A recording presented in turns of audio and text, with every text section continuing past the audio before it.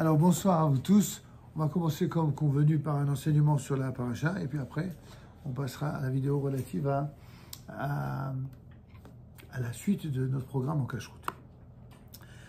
Il est dit dans un verset dans Isaïe au chapitre 51 Habitu el tsur chutzavtem, observez, contemplez le rocher duquel vous fûtes taillé.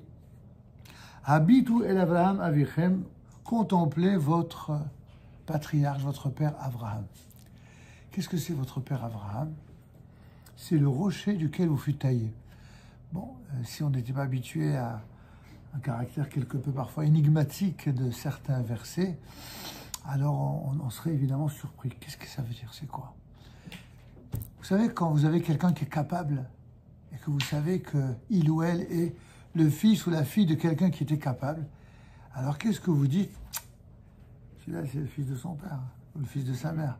Regarde un petit peu qui c'est son père, regarde qui c'est sa mère, et regarde un petit peu qui il est, tu comprendras tout de suite. Ce que je dis d'une manière un peu légère, un petit peu souriante, c'est exactement ce qu'il faut comprendre lorsque Dieu, par l'entremise du prophète Isaïe, dit à l'ensemble du peuple d'Israël, si vous voulez comprendre qui vous êtes, si vous voulez vous connaître vraiment, alors essayez de contempler le rocher duquel vous fûtes taillé. Sachez d'où vous sortez. Alors, on pourrait dire que ça s'adresse aussi aux nations du monde. Pourquoi pas, qu'à cela ne tienne. Mais que déjà les Juifs comprennent, avant de demander aux nations de comprendre ce que c'est qu'un Juif, il faudrait déjà qu'un Juif le comprenne lui-même. Pourquoi un Juif, il est si complexe, parfois compliqué? Je vous avais raconté qu'une fois, on m'avait demandé, en l'occurrence, c'était le grand rabbin de France, l'ancien grand rabbin de France, le grand rabbin Citruc, pendant les 4 années durant lesquelles je l'ai secondé, on m'a demandé un certain nombre de missions précises, dont celle de le représenter pour des grands débats, etc. Et cette fois-ci, il m'avait demandé de m'adresser à un public composé essentiellement de personnes non juives pour leur présenter un sujet qui était comment, en quelques dizaines de minutes ou une demi-heure, leur expliquer en quoi nous, les Juifs, on est finalement différents des autres. Parce que on a des Juifs qui sont assimilés, qui passent leur temps à dire, mais on est tous les mêmes. Et il y a des gens plus capables que les Juifs pour dire qu'on est tous les mêmes chez les antisémites. En général, entre deux vagues d'antisémitisme, ils veulent nous convaincre qu'on est tous les mêmes. Et le Rav, il m'avait demandé, oui, mais ok, donc on est tous les mêmes, mais on n'est quand même pas tous les mêmes. Si Dieu nous a choisis parmi tous les peuples, c'est parce qu'il y a quelque chose qui nous distingue. Alors je dis, mais Rav, c'est quoi le thème officiel? C'est quoi le titre? Il m'a dit, débrouille-toi. Tu débrouilles. J'ai dit, bon, que Dieu m'inspire. Qu'est-ce que j'ai prié Dieu qui m'inspire, et il m'est venu un titre assez inattendu, c'est le moins qu'on puisse dire, puisque moi-même, je ne m'y attendais pas. J'aurais dit, Abraham l'hébreu, ancêtre des extraterrestres. Moi, ça fait très accrocheur. Et alors, évidemment, il y a eu un monde, apparemment, ça avait fait l'objet d'un... Je sais pas, ils avaient été attirés par le titre. Et moi, j'ai prié pendant tout le chemin. Ya Rabbi, qu'est-ce que je vais leur dire? Qu'est-ce que je vais leur dire qui puisse être à la fois respectueux du titre et qui va donner un contenu qui ne va pas déformer ce que je voulais effectivement dire. Et je leur ai rappelé qu'est-ce que ça veut dire le mot ivri en hébreu. Hébreu. Hébreu, ça vient de Me'eber, celui qui vient d'ailleurs, qui vient de l'au-delà d'une certaine manière. D'où j'avais trouvé l'idée pour parler d'extraterrestres. Il y a une sorte d'extraterritorialité chez les Juifs qui fait que les Juifs sont toujours à la fois des gens venus d'ailleurs, mais ayant la capacité de s'accorder à toutes les territorialités. Et d'ailleurs, si Dieu ne nous avait pas fait ainsi, en plus des souffrances réelles que nous avons vécues pendant 3000 ans, en tout cas depuis Abraham, plus de 2000 ans, eh bien, nous aurions en plus un mal-être absolument monumental surtout lorsque on a passé son temps chez certaines nations à nous traiter comme des étrangers.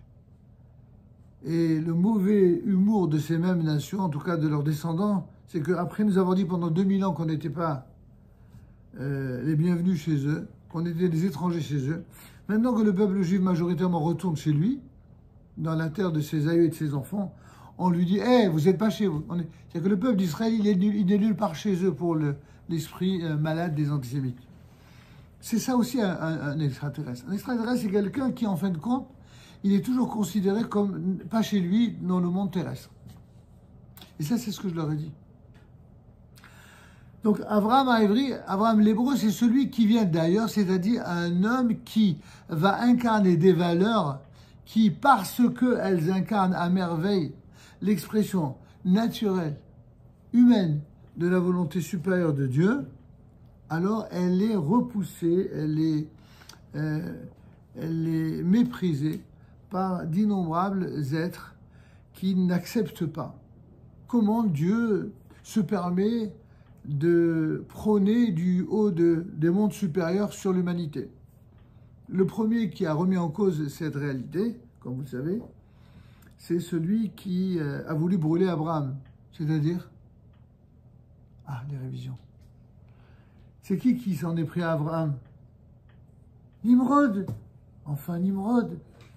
Nimrod, le premier des antisémites, le premier des négationnistes, le premier des révolutionnaires contre Dieu et donc contre les descendants d'Abraham, Israël et Jacob. Nimrod, c'est lui, ce Nimrod. Ce Nimrod qui a dit à toutes les grandes familles de la terre, venez, venez, soyons unis contre Dieu. On va lui montrer qui c'est Dieu. Ça paraît évidemment puéril, stupide, sauf que cette stupidité puérile n'a pas évolué tant après tant de siècles. Cette stupidité puérile, elle était puérile parce qu'effectivement, il a pris des pros, des mercenaires, et il a pris des archers, et il leur a demandé de lancer des flèches en direction des nuages, du haut de cette fameuse tour qu'il venait de construire, et naïvement, il a voulu tuer Dieu. Bien sûr que ça nous fait sourire, mais ne souriez pas trop, parce que c'est exactement ce qu'ont fait nombre d'intellectuels depuis 200 ans. Ils ont voulu tuer Dieu. Au lieu que ce soit des flèches de manière primitive et primaire, ce sont des épîtres, ce sont des écrits littéraires contre Dieu, voire même une philosophie contre Dieu. Et ils se sont appuyés pour cette attitude primaire et primitive sur l'idée que les religions, évidemment, sans nuance, vous savez, comme tous les gens intelligents et qui parlent sans nuance, que toutes les religions n'ont amené que des guerres, que les religions n'ont amené que... Ils ne se sont pas dit un seul instant que toutes les religions auxquelles ils font référence, c'est toutes les religions sauf le judaïsme. Non, on n'a jamais été du côté de ceux qui obligeons les gens à se convertir pour exister. Non, on n'était pas de ce côté-là. Nous, on nous a imposé des conversions, mais nous, on n'a jamais imposé aux autres la conversion. On n'a jamais non plus imposé aux autres le fait d'être et de penser comme nous.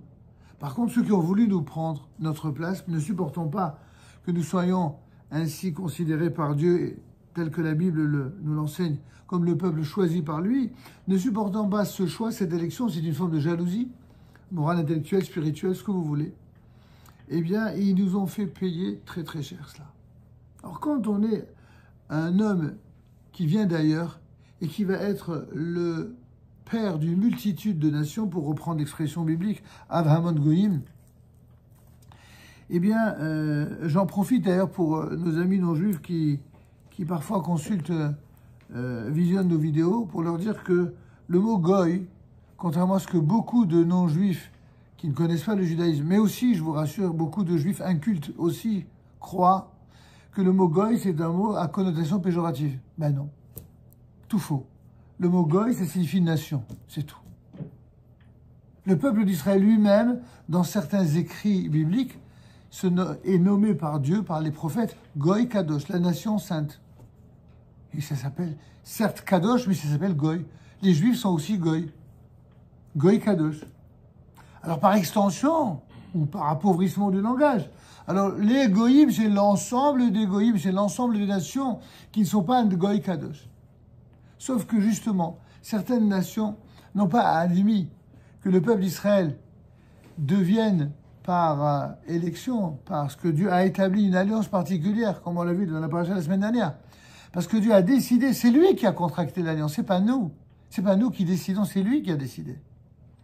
Or, cette décision nous a valu à la fois la haine, la jalousie, mais surtout la malveillance des nations à notre endroit, à notre égard. Et elle n'a jamais changé finalement d'un iota depuis Abraham, encore plus au moment où la Torah fut donnée au peuple d'Israël et où on a officiellement été considéré comme le peuple élu ou choisi par Dieu pour une mission bien précise. Et évidemment, n'en parlons pas lorsque ce peuple-là, après des siècles d'exil, après qu'on ait tout fait parmi les nations pour le convertir de force, le massacrer, le tuer, le brûler, jusqu'à cette horrible horreur de la Shoah, vu le nombre terrible de plus de 6 millions d'êtres qui ont été massacrés d'une manière tellement à la fois humiliante, cruelle, inhumaine, on pensait que ça y est, c'était fini, qu'il n'y aurait plus jamais cela, comme on disait, never, no more, never again. Et voilà.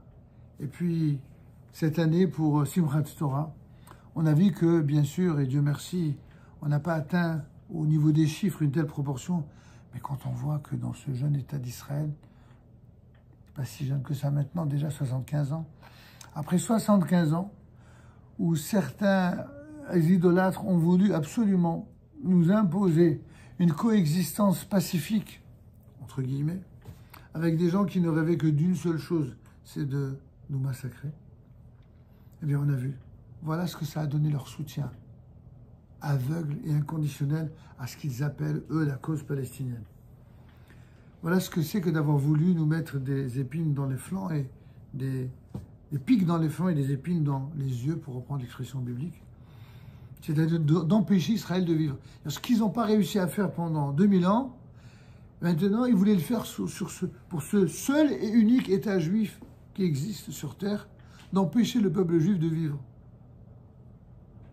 Quand l'horreur arrive avec le Hamas, quelle grandeur d'âme! Oh! Il est légitime que l'État d'Israël se défende. Merci de l'autorisation. Comme vous êtes gentil. Finalement, c'est ou des condamnations ou alors des autorisations de nous défendre. Ben, ils n'ont pas tellement évolué, ces nations-là. Vous vous rendez compte? Ça nous rappelle Achashverosh. Vous vous rappelez l'histoire de Purim? Assuérus. Un coup monté par Aman qui fait signer au roi un décret d'extermination, le premier décret d'extermination à l'échelle mondiale, sur 127 provinces qui couvraient pratiquement l'humanité la plus importante à l'époque.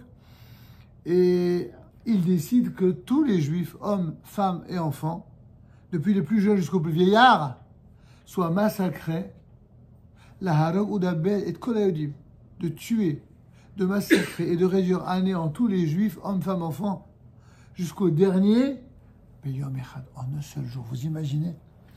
L'inventeur de la solution finale, c'est même pas Hitler.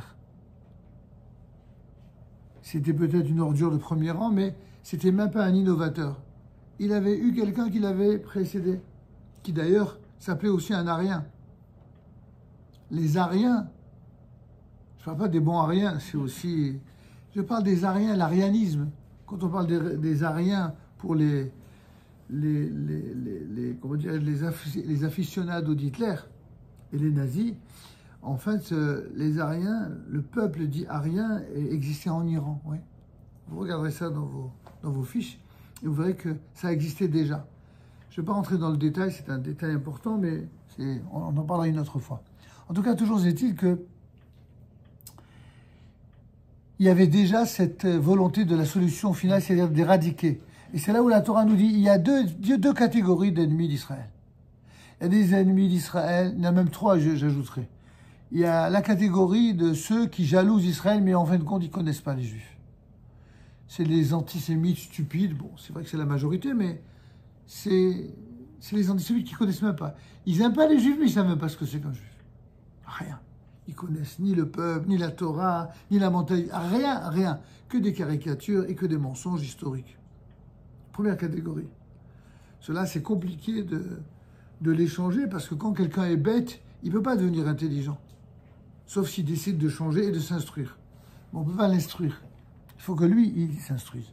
C'est la première catégorie d'antisémites.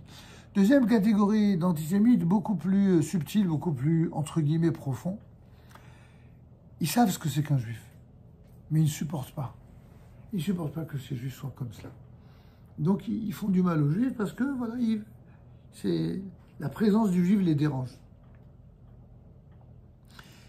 Mais en fin de compte, quand ils rencontrent des juifs avec lesquels ils s'entendent, avec lesquels ils ont un intérêt, alors ils disent, bah, c'est toujours le fameux goy antisémite qui dit, vous savez, moi j'ai plein d'amis juifs. Hein. Ou alors, ah, il est bien celui-là. En général, quand on dit qu'il est bien celui-là, on a compris. Et puis vous avez la troisième catégorie d'antisémites. Ceux-là, c'est les plus meurtriers, les plus cruels, les plus sans cœur, et surtout, les seuls à propos desquels la Torah nous dit que ceux-là, il faut les éradiquer. Il faut les effacer. C'est qui? Ce sont ceux dont le programme idéologique de toute une vie, c'est de vider la terre de toute présence juive. Ce sont des gens comme Haman, des gens comme Hitler, des gens comme Ahmadinejad, des gens comme à l'époque Yasser Arafat, ou des gens comme tous ces gens dont l'idéologie avouée, c'est la destruction du peuple d'Israël, de l'État d'Israël, etc., etc. Ces gens-là, la Torah nous dit, il ne faut pas avoir aucune pitié pour ces gens-là. Pourquoi? Parce que si on a pitié pour ces gens-là ne sachant que enseigner la culture de la haine et de la destruction, si vous les laissez en vie, les enfants qui vont suivre, ce seront des meurtriers en puissance qui vont continuer le travail que les parents n'ont pas réussi à faire. Et c'est là où bas blesse. Et vous avez des gens, des pseudo-humanistes qui viennent donner la leçon de morale au peuple d'Israël. Vous savez, les descendants de ceux qui n'ont pas bougé le petit doigt pendant la Shoah, c'est eux qui se croient autorisés à dire à Israël de quelle manière on doit se comporter vis-à-vis de nos ennemis. Et ces gens-là qui disent, quand même, ok, on comprend que vous défendiez, on comprend. Oui, mais surtout, n'allez pas trop loin, il y a des civils innocents. C'est quoi les civils innocents? Ce sont ceux que l'on garde de côté dans le but d'empêcher Israël de vivre. Vous comprenez qui sont donc les coupables dans cette histoire? Bien sûr que c'est surtout les ordures du Hamas, mais pas que. Les coupables sont tous ceux qui les ont soutenus. Les coupables sont toujours ceux qui ont donné une image de respectabilité et une âme à ceux qui en sont dépourvus, parce qu'eux ont décidé d'extirper leur propre âme. Alors tout ça, vous allez me dire, évidemment, je dis tout ça en rapport avec l'actualité, vous l'avez bien compris, mais quel rapport avec Vayera? Je vous le dis, et on va s'arrêter là pour ce soir. Le Rav Kook Alav Shalom nous dit, écoutez bien, 2 ou 3 choses importantes. À partir de ce verset, regardez, contemplez Abraham, votre père. Cet ordre divin, nous dit le Rav Kook, c'est une mitzvah qui nous provient donc des enseignements des prophètes, qui provient d'une mitzvah beaucoup plus collective. Et cette mitzvah, c'est quoi? Zechor yemot olam binu shenot dor vador. La Torah nous dit à la fin du Sefer Devarim, souviens-toi des jours antiques, binu, méditer les années des générations successives. Quelle est donc cette étrange mitzvah qui fait partie des 613 commandements de la Torah? Nous dit le Rav Kook, c'est une mitzvah qui consiste à contempler et à méditer d'où nous venons, mais aussi d'étudier et d'approfondir, de comprendre, de connaître et de faire savoir qui était Abraham. Et c'est seulement à partir de la connaissance la plus parfaite, la plus totale de ce qui était sa personnalité hors du commun, Abraham appelé Kochav Tzedek Ladorot, une étoile de justice à travers les générations, à travers les siècles d'exil, mais aussi à travers tous les siècles de l'obscurantisme des nations. C'est lui l'étoile parmi parmi la nuit des nations, parmi la nuit de l'obscurantisme. C'est lui qui va faire sortir le monde de l'obscurantisme, de l'idolâtrie, pour apporter une nouvelle lumière, celle de la foi, non pas en un Dieu unique, mais dans le Dieu d'Israël. La reprise de l'idée du Dieu unique, d'abord par les chrétiens, puis ensuite par l'islam, c'est une prétention à être les continuateurs d'Abraham, alors que la Torah elle-même témoigne de ce que le seul qui aura une continuité réelle et fidèle à Abraham, c'est Yitzhak et Yaakov. Les autres auront bien sûr un rôle très important à jouer dans l'histoire qu'on ne méconnaît pas du tout, aussi bien dans le monde occidentalo-chrétien. Aujourd'hui, on appelle, pour des raisons politiques, judéo-chrétien, mais c'est faux. Le monde juif, c'est pas le monde judéo-chrétien. Le monde juif, c'est le monde juif, point final. Éventuellement, vous pouvez dire le monde occidentalo-chrétien ou christiano-juif. Judéo-chrétien, comme si c'était les juifs qui descendaient des chrétiens. C'est une blague. Le monde chrétien, avec tout le respect qu'on a pour les chrétiens d'aujourd'hui, n'oubliez pas quand même que pour nous, ce sont les juifs qui ont mal tourné. Ben oui. Mais je vous rassure, je ne sais pas si c'est rassurant, mais il y a beaucoup de juifs qui continuent d'être des chrétiens. Officiellement, ils sont juifs, mais ils raisonnent le judaïsme exactement comme des chrétiens. Comme ces juifs qui ont cru qu'on peut décider à la place de Dieu de quelle manière on devait interpréter sa volonté à lui. Ça veut dire se prendre pour Dieu. De là à faire d'un être humain un Dieu, ben, il n'y avait qu'un pas et certains l'ont franchi. Ça a donné celui qui est le prophète des chrétiens. Sauf que plusieurs siècles plus tard, certains humanistes vont dire « Oui, mais pourquoi ce serait juste Jésus qui serait le Fils de Dieu ou un Dieu humain? Faisons de chaque être humain un Dieu !» L'humanisme, que diable? Eh oui. L'humanisme va générer des prototypes de dieux humains, de faux dieux bien sûr, qui vont établir selon leurs critères et selon des nouvelles, je dirais, idéologies plus ou moins fallacieuses, avec forcément, dans toute chose fallacieuse, il y a toujours du vrai. Et ce que nous disons à travers la Torah, hein, c'est que là où il y a du vrai, on reconnaît que c'est vrai. Aucun problème avec ça. Au contraire, c'est même la qualité d'un sage. Ils disent Adam. Quel est l'homme sage? C'est celui qui apprend de tout homme. Quand quelque chose est vrai, qui que ce soit qui l'a dit, un juif, un non-juif, un religieux, un non-religieux, peu importe. Si c'est vrai, alors comment savoir si c'est vrai? De notre point de vue, quelque chose n'est vrai que lorsque on trouve une source lumineuse dans la Torah. Si ça n'est pas dans la Torah, alors c'est quelque chose qui va être, comment dirais-je, détourné et converti de force, comme les Juifs, certains ont voulu les convertir de force, certains ont pris la Torah, ils ont pris la Torah comme un menu de restaurant, ils prennent un peu de ça, un peu de ça, un peu de ça, et puis ce qu'ils n'aiment pas, ils laissent de côté. Et nous, on ne s'autorise pas à agir de la sorte. La Torah, on accepte tout. Ça ne veut pas dire qu'on est tous capables d'être à la hauteur des attentes, mais en tout cas, dans le principe sincère et réel, on accepte tout. Il n'y a rien à discuter ou à contester. Ça ne fait pas de nous ni des robots, ni des gens aveugles, encore moins des intégristes ou des djihadistes ou je ne sais quel extrémistes. Dans le monde dit humaniste, eh bien, toute personne qui a des idées fidèles à la tradition de ses pères, c'est un intégriste. Il a l'audace de rester intègre quant à la tradition de ses pères. Alors si malheureusement, parmi ceux qui parlent au nom de Dieu, il y a effectivement des extrémistes, alors du coup, ils font l'amalgame. Et la plus grande erreur des humanistes, c'est cela. C'est au lieu de reconnaître ce qu'il y avait de vrai dans le judaïsme, bien que certains intellectuels commencent à ouvrir les yeux. Ils commencent. Il leur a juste fallu 2000 ans pour comprendre. 2000 ans plus quelques massacres, quand même. Ils ont oublié que dans la Torah, dans le judaïsme le plus authentique, non. On n'accepte pas et on ne pardonne pas ceux qui, au nom de la Torah, font des choses qui sont contraires à la Torah, à son esprit, à sa règle. Alors pour cela, il faut restituer la dimension de qui était Abraham.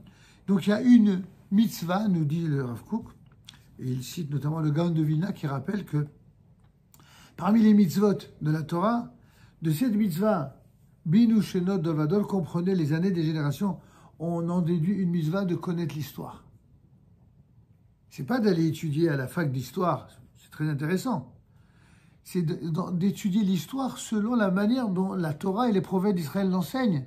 C'est-à-dire qu'il y a un Dieu depuis la création du monde et que ce Dieu-là mène une politique divine dans l'histoire qui nous appartient, nous, de comprendre à travers d'innombrables enseignements, notamment ce qu'on appelle Da'at Evunot, pour reprendre l'expression connue, et aussi une des œuvres maîtresses du Ramchal, de Rabbi Moshe Chaim Luzzatto, Da'at Evunot, la connaissance des savoirs.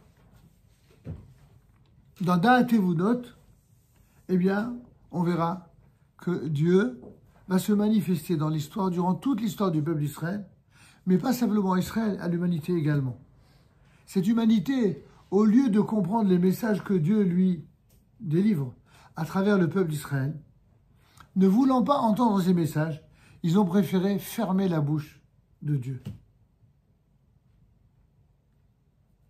Fermer la bouche d'Abraham, fermer la bouche de Yitzhak et de Yaakov, fermer la bouche de Moïse, fermer la bouche de tous les prophètes d'Israël, se priver d'un génie qui était là pour leur apporter la lumière et le bonheur, et s'en priver plutôt que d'admettre et de reconnaître que ce peuple-là, il a une mission singulière qui fait de lui ce fameux peuple élu, non pas parce qu'il se considère comme plus que les autres, avec la moindre chas v'shalom, à Dieu ne plaise, la moindre condescendance ou égocentrisme ou ethnocentrisme, comme nous en ont fait procéder d'intention tous les philosophes antisémites.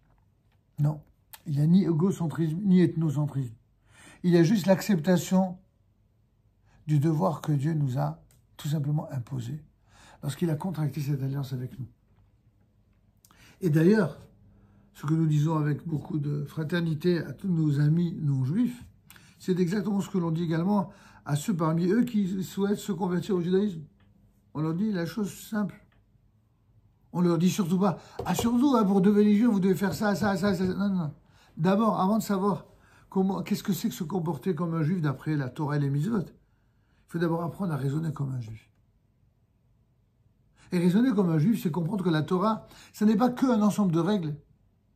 Bien sûr, elles ont un rôle essentiel, fondamental. Mais c'est apprendre à réfléchir. Comment on vit son rapport à Dieu? Comment on vit son rapport à l'ensemble du peuple d'Israël? Comment on vit son rapport à l'ensemble des peuples de l'humanité? Tous les êtres humains répondent à une nécessité voulue par Dieu. Et ça va tellement loin que même les êtres humains qui deviennent inhumains, qui déshumanisent leur être, qui deviennent pires que des bêtes sauvages, même eux, dans l'horreur, ils correspondent à une nécessité. Non pas qui est voulue par Dieu à la base, mais qui est créée de toutes pièces par les êtres humains. Et c'est pourquoi malheureusement, au lendemain de la Shoah, certains ont tellement souffert dans leur âme et dans leur corps qu'au lieu de faire le procès des nazis, ils ont fait le procès de Dieu. C'est vrai que quand on souffre, on peut perdre la tête et on ne se rend plus compte. Quand quelqu'un a mal, qu'est-ce qu'il fait? Il hurle sa douleur. Aïe! Et quand on veut faire parler trop vite des gens qui souffrent, on commet une très grave erreur. C'est même une règle dans le Shulchan Aruch. Il ne faut pas faire parler les gens qui souffrent. Foutez-leur la paix.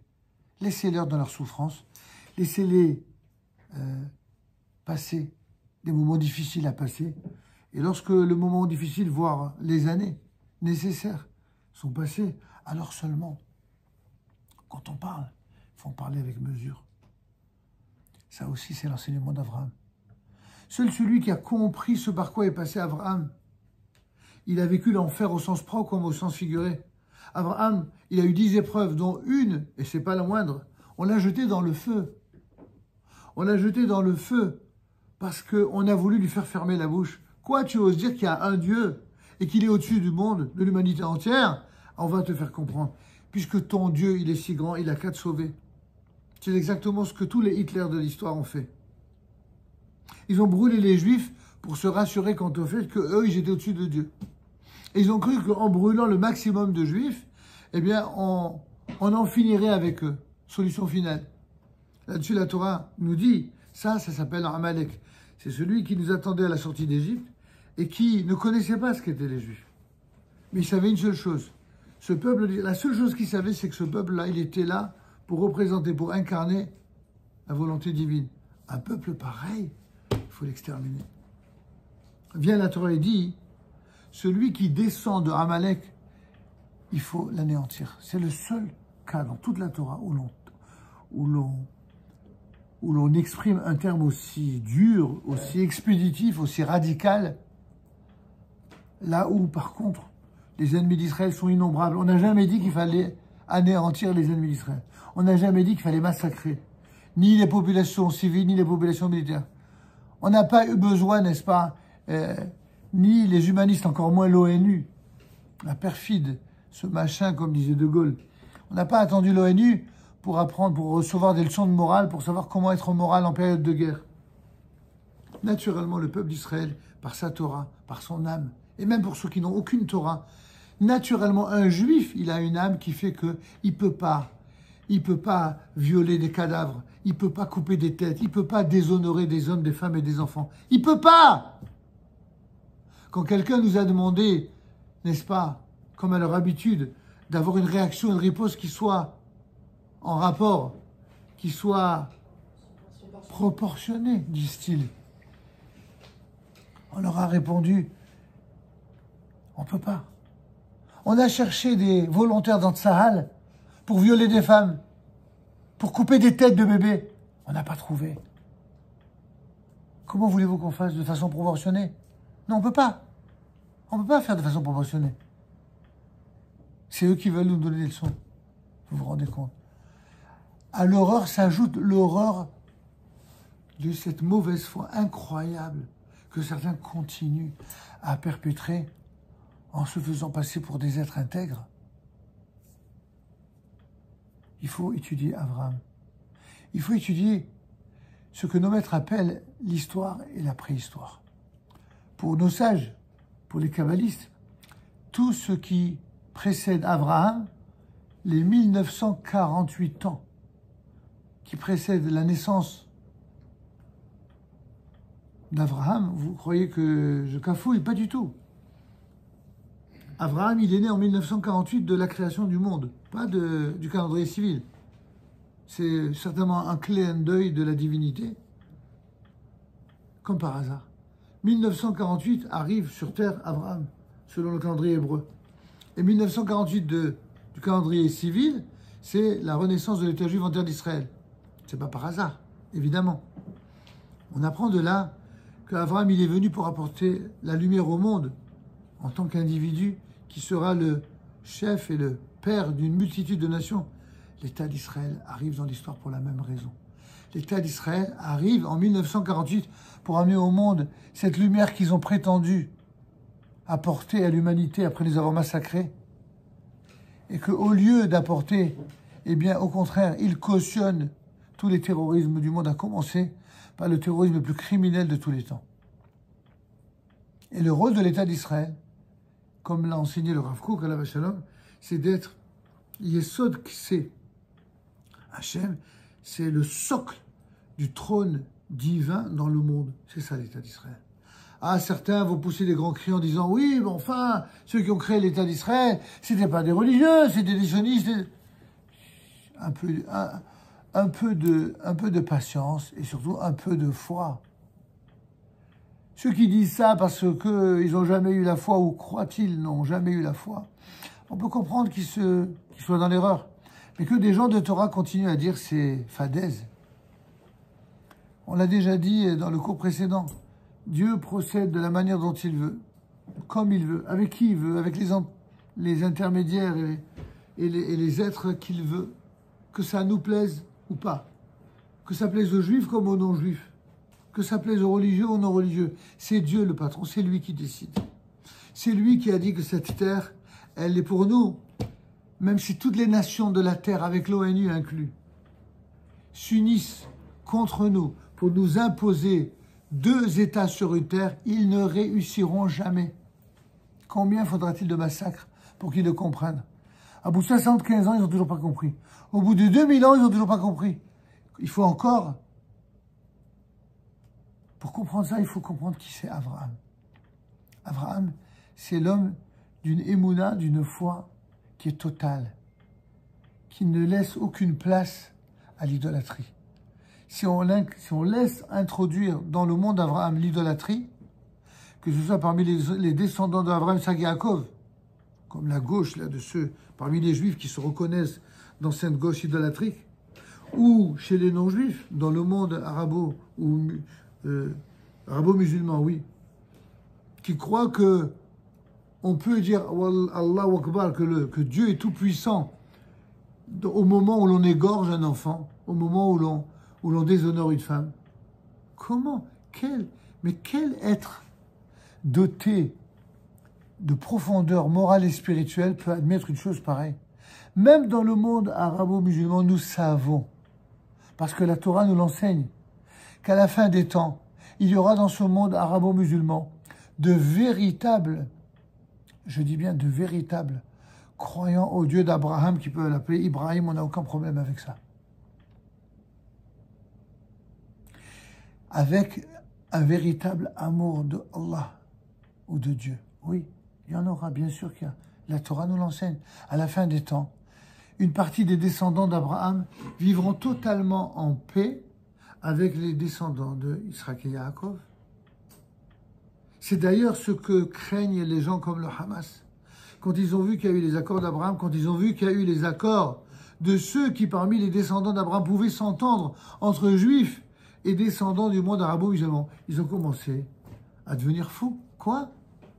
Ils ont inventé la cause palestinienne, le bluff palestinien, pour pouvoir officiellement continuer à être antisémites et antisionistes. Et maintenant, ils se rendent compte que pour de vulgaires raisons, pour les uns métaphysiques et pour les autres purement ou bassement, diraient certains, économiques, qu'ils arrivent à s'entendre, ça les rend fous. Il fallait qu'ils cassent ça. Et c'est ce qu'ils ont fait. Mais évidemment, Dieu n'a pas dit son dernier mot. Et Akadosh Baruch Hu va donner, avec l'aide de Dieu, que Dieu Tout-Puissant protège le peuple d'Israël, mais qui protège également l'humanité civilisée, contrairement à ce que les antisémites croient. On n'a pas vocation à penser qu'aux Juifs, loin de là. On pense au peuple d'Israël, on pense évidemment à nos soldats, parce que les soldats qui se battent dans l'armée d'Israël, nommés Tzahal, ce sont les soldats les plus jeunes, mais aussi les plus moraux et les plus nobles qui soient de toute la terre. Et même si on peut trouver de tels soldats dans d'autres armées, bien sûr, il en existe aussi, eh bien, un pourcentage aussi élevé de gens qui soient à la fois droits et moraux, et qui comprennent que quand ils se battent, c'est pour des valeurs. Et les valeurs de Tzahal, ce n'est pas les valeurs humanistes venues de ces nations qui nous ont massacrés pendant des siècles. Les valeurs morales de Tzahal, c'est les valeurs de la Torah. Et c'est quand on accepte les valeurs de la Torah, les valeurs humanistes de la Torah, les valeurs universelles de la Torah, que là seulement, alors le peuple juif peut jouer son rôle de peuple élu sur terre. Un peuple qui apporte la lumière, non seulement au peuple juif qui vit là-bas, non seulement au peuple juif qui ne vit pas là-bas ou pas encore là-bas, mais également à l'ensemble des peuples de la terre qui inclut les peuples de l'Occident, les peuples arabo-musulmans, les peuples chrétiens, qui ont compris qu'en soutenant le peuple d'Israël sur sa terre, eh bien, ils soutiennent rien d'autre que la lumière et l'intégrité de la véritable morale. Alors, est-ce que l'État d'Israël moderne est à un tel niveau d'intégrité et de moralité? On n'est pas encore arrivé à ce niveau-là. On est en devenir, c'est vrai. Mais une chose qui est certaine, c'est qu'en temps de guerre, il est certainement le plus moral qui soit de tous les temps.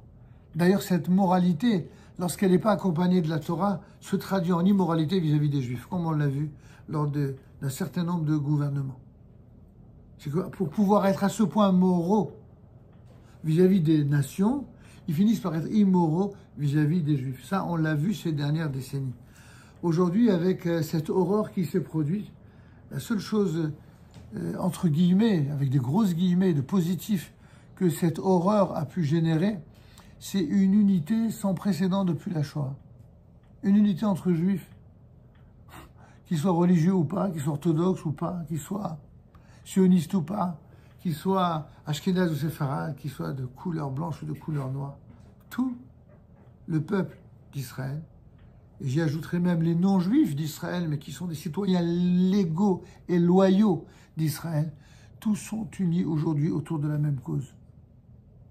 Le respect des dirigeants d'Israël, que ce soit des dirigeants politiques, moraux, spirituels ou même militaires, et être complètement et unis derrière eux, avec eux, pour tout simplement reprendre à la fois l'honneur, la moralité et l'exemplarité d'Israël. Et nous avons foi dans le fait que c'est ce que nous allons, B'ezrat Hashem, réussir à réaliser en se souvenant ce que dit le Rav Kook, ce sera notre conclusion pour cette première partie, de ce qu'était et ce que sera à jamais pour nous Avraham. Amudo Shel Olam. Dans le Shemot là-bas, dans le Midrash Rabbah, mais j'ai rapporté également dans Ilchot Avodah Zarah du Rambam, il est dit là-bas, Ad Shenolad Amudo Shel Olam Vehu Avraham Avinu. Jusqu'à ce que vienne au monde Amudo Shel Olam, le pilier du monde. Le monde vivait dans l'obscurité. La préhistoire, c'est avant Abraham. L'obscurité, l'obscurantisme, c'est avant Abraham. Pendant 1948 ans, le monde, sauf quelques rarissimes exceptions individuelles, en tant que peuple, en tant que collectivité, en tant que nation, c'était que des êtres qui vivaient dans l'obscurité et dans l'obscurantisme. C'est pour ça que dans le Talmud, dans Maseret Sanhedrin, on rappelle que la durée du monde est prévue pour 6000 ans, 2000 ans d'obscurité et d'obscurantisme, 2000 ans de Torah, mais aussi de toutes les déviations ou de tous les emprunts faits depuis la Torah vers d'autres voies dévoyées ou parallèles, et 2000 ans de temps messianique. Qu'est-ce que c'est les 2000 ans de temps messianique, puisqu'on se trouve dans le dernier de ces 6 millénaires? C'est le moment où Dieu fait le ménage, où il rappelle au monde, à travers les événements historiques, les événements heureux, mais aussi les événements douloureux, à travers les guerres, à travers les horreurs de la guerre, eh bien, qu'est-ce qui a été, dans le monde des humains, généré en termes de monstruosité, en raison de tous ceux qui ont opté pour la haine de Dieu, la haine du peuple d'Israël. C'est eux qui ont généré ces monstres. Ils ont tous une part de responsabilité. Alors, et les Juifs, ils sont coupables de rien. Au sein du peuple d'Israël, il y a une partie des Juifs, malheureusement, dans l'histoire, qui a tourné le dos à Dieu et qui a opté pour l'idolâtrie des nations contre leurs frères. On a vu ce que ça a donné. On a vu encore récemment, avant ces horreurs, comment des Juifs ont fait ce qu'ont fait les Grecs lorsqu'ils ont empêché les Juifs de prier. Des Juifs, en terre d'Israël, ont empêché un office de Kippour, vous vous rendez compte? Mais aussi des Juifs qui ont tout fait pour, alors même qu'ils se prétendaient plus démocrates que les démocrates, et plus respectueux de la démocratie que les gens respectueux de la démocratie, eh bien lorsque la voix des urnes a parlé, ils ont rendu la vie des dirigeants impossible. Et donc, il aurait été impossible de mener la moindre politique. Pourquoi? Parce qu'ils n'ont pas respecté. Eux qui étaient des donneurs de leçons, de règles démocratiques, ils se sont montrés et comportés de la façon la plus antidémocratique qui soit. C'est exactement ce que ces idolâtres-là, au sein du peuple d'Israël, ont généré. Ils ont appris ça des autres idolâtres venus d'ailleurs. Comment fermer la bouche à ceux qui se battent pour faire du bien, les empêcher d'être, les empêcher d'exister, les montrer du doigt, les traiter d'extrémistes. Et pour aller jusqu'au bout de cette idolâtrie-là, ils ont même décidé de se réunir dans des soirées d'un goût douteux, où pendant que les Juifs se réunissent autour de la Torah et ils dansent autour de la Torah, d'autres, eh bien, se sont réunis pour danser autour de Krishna, le jour de Simchat Torah. Et après, on ose dire, mais qu'est-ce qu'il a fait Dieu pendant ces massacres? Vous savez que le jour de Simchat Torah, c'est même les journalistes ont remarqué, Ce qui les a offusqués, ce n'est pas uniquement les massacres, c'est que les massacres ont touché essentiellement ce qu'ils appellent le camp de la paix. Ceux qui croyaient en la paix, la gauche israélienne. La différence, c'est que nous, quand la gauche israélienne, elle perd ses enfants, on pleure de la même manière. Peu importe, c'est pas parce que quelqu'un se trompe idéologiquement que ça nous fait pas mal au cœur quand il arrive des monstruosités comme celles qui sont arrivées. Mais le fait est que pourquoi c'est justement dans cet univers-là, qui pourtant n'était pas dénué de mérite, hein, parmi ceux qui ont fondé l'État d'Israël, parmi ceux qui ont fondé les kibbutzim, il y avait des gens remarquables, sauf qu'ils n'ont pas compris que dans la vie, il faut grandir. Quand on est en Israël, il faut grandir. Israël ne nous a pas été remis entre nos mains pour que le jour de Simchat Torah, on crache sur la Torah et que l'on danse autour de Krishna. Mais vous vous rendez compte? Vous vous rendez compte? C'est pas Dieu qui a voulu cela. Ce sont ceux qui ont craché sur la Torah. Alors ça veut dire quoi? Qui méritait chas v'shalom, que Dieu préserve. De dire ou de penser même le début d'un commencement, cela. Pas du tout. C'est pas du tout ce que nous disons. Nous disons que les monstres, ils ne se fabriquent pas tout seuls. C'est ça qu'on dit, c'est pas la même chose. Dieu pleure en même temps que nous pleurons quand de telles monstruosités se produisent. Alors pourquoi Dieu laisse faire? Mais parce que comment voulez-vous que des êtres entêtés, obtus, et se déclarant ouvertement ennemis de la volonté divine, peuvent comprendre quelque chose autrement qu'en leur montrant qu'est-ce que génère leur esprit obtus? Il n'y a pas d'autre. De la même manière que ceux qui jouent avec le feu se brûlent, de la même manière lorsque on décide de choses qui sont terribles et dures de conséquences, alors malheureusement, on crée des monstres. Ces monstres-là, c'est pour ça que je répondais à la question qui avait été posée par l'un de nos élèves. Évidemment que les coupables premiers de toutes ces monstruosités, ce sont ces êtres assoiffés de sang. Mais il y a aussi tous ceux qui ont nourri le monde humain et le monde des idéologies et des médias et de la politique. Ceux qui ont soutenu ces causes-là, ces causes de soi-disant palestiniennes. Eux aussi, ils sont coupables. Mais à un autre niveau, ceux qui, au sein de notre propre peuple, ont voulu, soi-disant, revendiquer le camp de la paix aux côtés de nos ennemis contre nos frères, bien sûr qu'ils ont aussi une culpabilité, évidemment, qui reste une culpabilité morale, mais une culpabilité quand même. Et c'est seulement s'ils le reconnaissent et qu'ils font échouer là-dessus que la révolution de l'intérieur se produira en bien. Il semblerait qu'il y a un début de Teshuvah par cette volonté d'unité.